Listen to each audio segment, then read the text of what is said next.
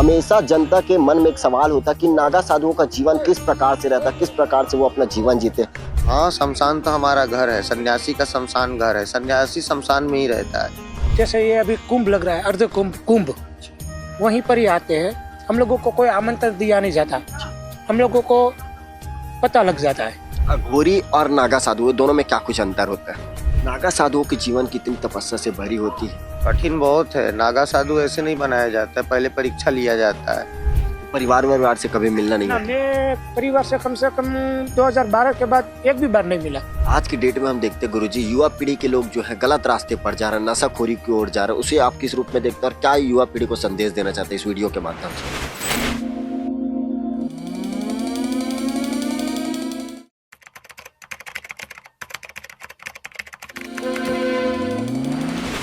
जिन्होंने मोह त्याग दिया, जिन्होंने प्यार त्याग दिया, जिन्होंने अपना पूरा परिवार त्याग दिया, आज ऐसे नागा साधुओं से रूबरू कराने जा रहा है भिलाई टाइम्स। क्योंकि भिलाई टाइम्स की टीम अभी मौजूद है राजिम के कुंभ कल्प मेले में, जहां पर नागा साधुओं का डेरा है। देख सकते हैं यहाँ पर नागा साधु आपको दिखाई दे रहे होंगे। और हमेशा जनता के मन में एक सवाल होता कि नागा साधुओं का जीवन किस प्रकार से रहता, किस प्रकार से वो अपना जीवन जीते। आज नागा साधुओं से हम रूबरू कराएंगे। गुरु जी प्रणाम जी। जी कुंभ मेले में पहुंचे हैं, किस प्रकार की व्यवस्थाएं दिख रही? बहुत अच्छी व्यवस्थाएं दिख रही हैं, अच्छी हैं व्यवस्थाएं जी। कितने सालों से आपने मोह माया त्याग कर इस प्रकार की तपस्या की? हमको हो गए 11-12 साल। 11-12 साल। हाँ। मतलब कितने साल के थे उस समय आप? 10-11 साल के थे। 10-11 साल के थे, तब से इस लाइन में आ गया आप।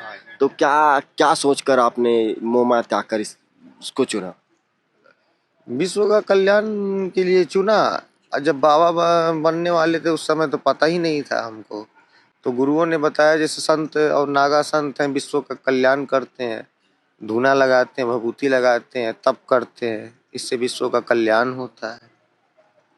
धरती पे जो बोझ आता है वो कम होता है, तप से कम होता है। कितना कठिन इसकी तपस्या होती होगी? कठिन बहुत है। नागा साधु ऐसे नहीं बनाया जाता है, पहले परीक्षा लिया जाता है। पहले 5 साल 6 साल 3 साल जी गुरु के ऊपर होता है। पहले महापुरुष में रह के सब सिखाते हैं, बोलना चालना, अस्त्र शस्त्र, उसके बाद नागा सैनिक बनाते हैं। बहुत कठिनाइयों का देना पड़ता है। शमशान घाट में भी जाते हैं, ऐसी रात में जाके तपस्या करते हैं, ऐसी भी बात निकल कर सामने कई लोगों को देखा। हाँ, शमशान तो हमारा घर है, सन्यासी का शमशान घर है, सन्यासी शमशान में ही रहता है। जहाँ एक समाधि है संत की, वो भी शमशान है। कई बार देखे कि चलती हुई चीता से भी उठाकर वो कुछ खाते हैं, ये क्या सही होता है? वो अघोर क्रिया है, अघोर क्रिया वो सब सही है। वो अघोर क्रिया है, उसको किया जाता है, सब नहीं करते हैं। अघोरी और नागा साधु दोनों में क्या कुछ अंतर होता है? अघोर पंथ है सेवा, वो सीखता है। हम लोग दर्शनी नागा हैं। अघोर में तंत्र मंत्र, उसको साधु सेवा सिखाते हैं। हाँ, ये अघोर क्रिया है। नागा साधुओं के जीवन कितनी तपस्या से भरी होती है। हम लोग ज़्यादातर नागा सन्यासी साधुओं जो कोई भी है, जंगलों में पहाड़ों में, जैसे ये अभी कुंभ लग रहा है, अर्ध कुंभ वहीं पर ही आते हैं। हम लोगों को कोई आमंत्रण दिया नहीं जाता, हम लोगों को पता लग जाता है। गुरुजी कितने सालों से आप इस लाइन को चुना है? मैं 2012 से हूँ। मोह माया सब कुछ त्याग कर परिवार को मैं त्याग कर। अपने परिवार में मेरे पापा का एक ही लड़का था। मैं उस समय की बात कर रहा हूँ। उस समय मुझे आज भी याद है, कौन सी गाड़ी निकली थी ये, और मोबाइल मेरे पापा ने जब रिलायंस का निकला था ना, कर लो दुनिया मुट्ठी में, उस समय मोबाइल, तब से मैं ऐसी जिंदगी जी रहा था। पर एक ही बात कि ये सब लुप्त हो रहा है, तो लोगों को जगाने के लिए, और हमारा जो भजन है वो जन कल्याण के लिए, कि विश्व का कल्याण हो, धर्म की रक्षा हो, अधर्म का नाश हो, प्राणियों में सद्भावना रहे, यही हमारा संकल्प रहता है। और आज के युवाओं को एक सीख देना चाहता हूँ, क्या बने तब तक सनातन में जानने की कोशिश करो।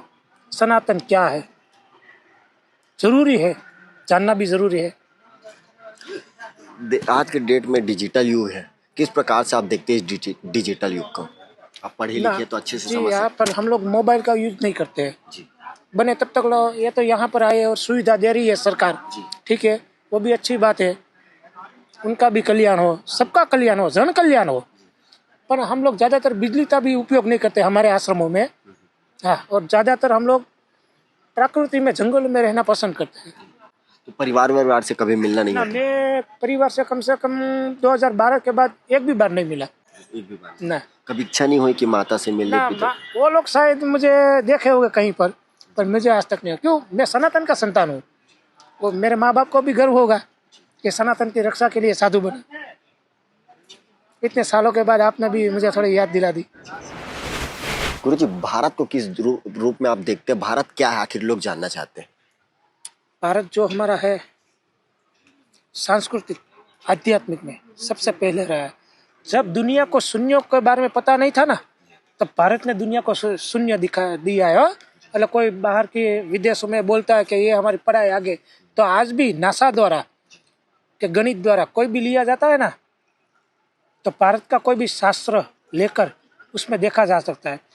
देखते हैं कि नासा द्वारा देखो, वो लोग मुहूर्त को किसी भी तरह मानते नहीं थे, तो उन लोगों ने भी आज भी हम देखते हैं कि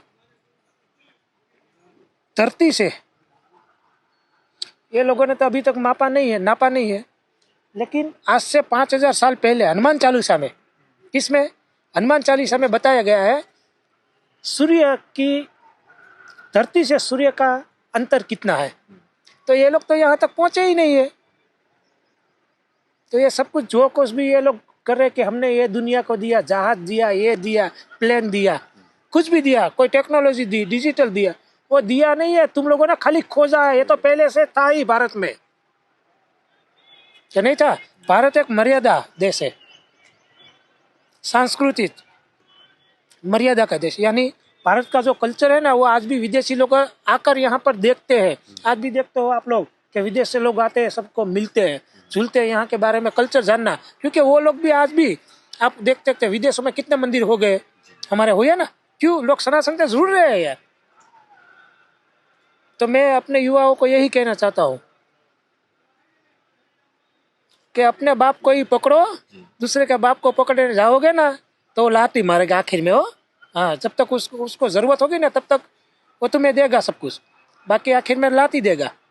बाप एक ही होता है, दो बाप नहीं होते किसी के। आज की डेट में हम देखते हैं गुरुजी, युवा पीढ़ी के लोग जो है गलत रास्ते पर जा रहे हैं, नशाखोरी की ओर जा रहे हैं। उसे आप किस रूप में देखते हैं और क्या युवा पीढ़ी को संदेश देना चाहते हैं इस वीडियो के माध्यम से? युवा पीढ़ी को एक ही संदेश देना चाहता हूँ कि गलत संगत, विचारधारा, मनोबल कमजोर, तो उससे अच्छा है कि आप थोड़ा सा भी परमात्मा की शरण में जाओ, वही आपको सद्बुद्धि देगा। परमात्मा को चुनो।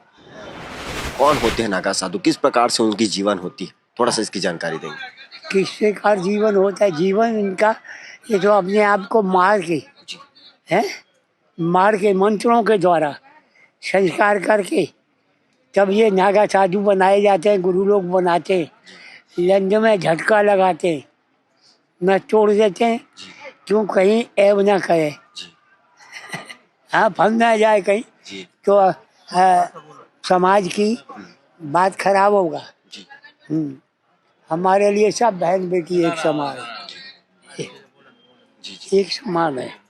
हाँ, ये नहीं कि अलग अलग हो, कुछ नहीं, एक ही समान है।